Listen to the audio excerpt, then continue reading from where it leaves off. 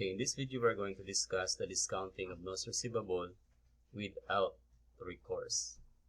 Paano naman kung without recourse? Ano yung magiging entry dito? Okay, now, the computation of the net proceeds, blah, blah, blah, and any other computation of the revenue, etc. are all the same process, except that in this case, there is a total or there is a transfer of the ownership of the promissory note from ABC to the National Bank. So when we say transfer of ownership, that would mean that the risk and rewards, ibig sabihin, kung ano man yung makukuha doon sa promissory note na yan, at ano man yung risk, let's say, yung default, kung hindi siya babayaran, lahat na yun ay mapunta kay bank. Okay? So if that is the case, ibig sabihin, without recourse. Hindi pwedeng balikan sa ABC kung ano man yung mangyari doon sa promissory note.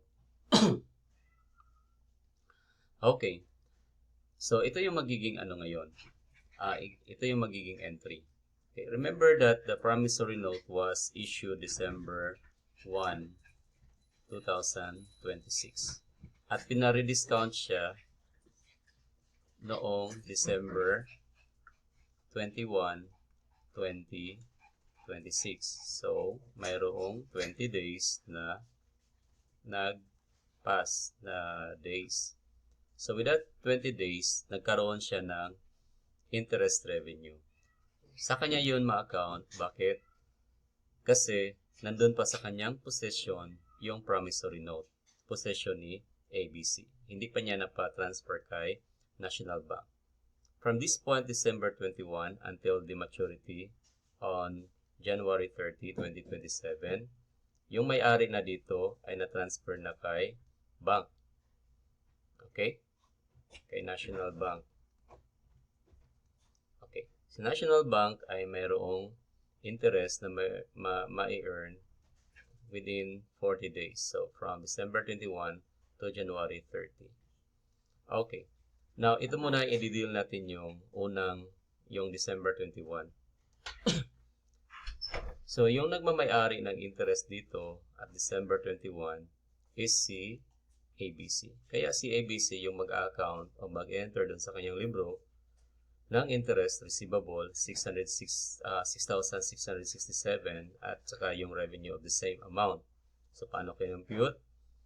Very simple. Yung face times the interest rate stated times the 20 over 360. And that is the answer. Okay. So, that is an addition doon sa asset ni ni ABC Manufacturing. Okay. Now, the purpose of that is on the day of December 21 kasi mata-transfer na yung pagmamay-ari ng promissory note including the ownership of that interest receivable. In other words, yung interest receivable na yan ay hindi yan matatanggap hindi yan matatanggap ni ABC.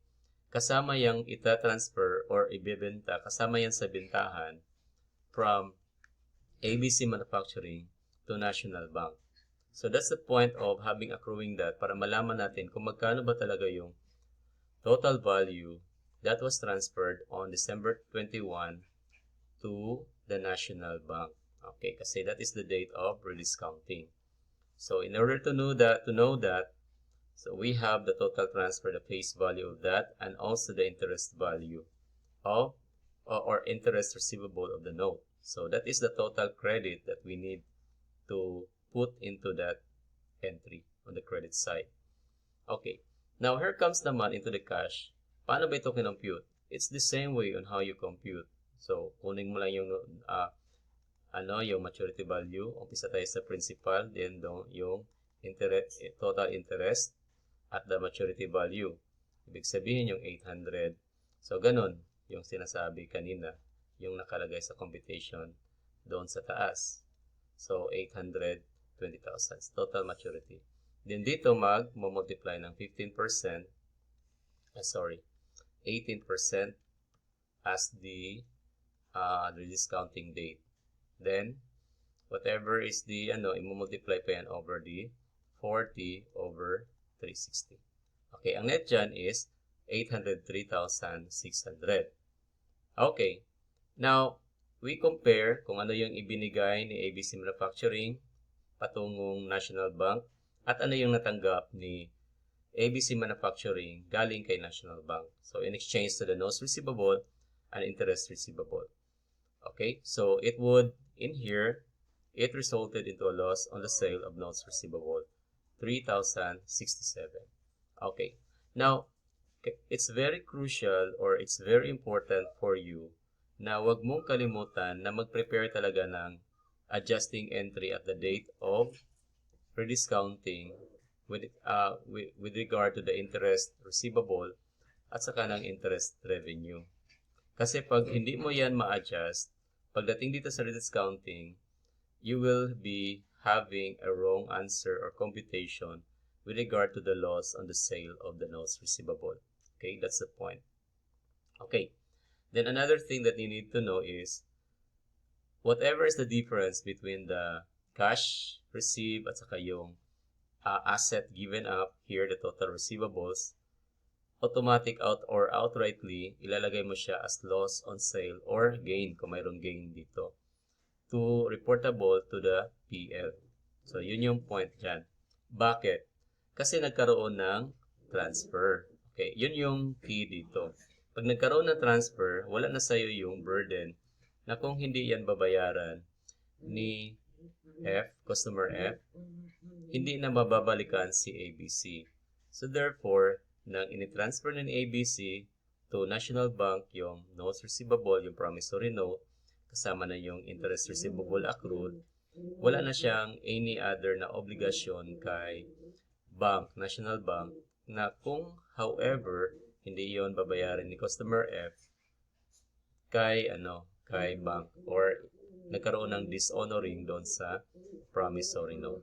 So, that's the point lang dito.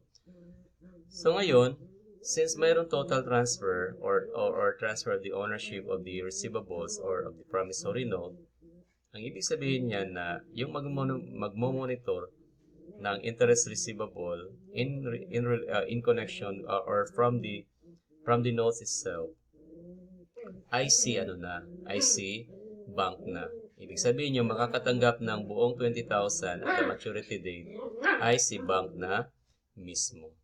So, I hope that you get the point. So, that's it. So, that's the total discussion of this note receivable rediscounting with recourse and without recourse.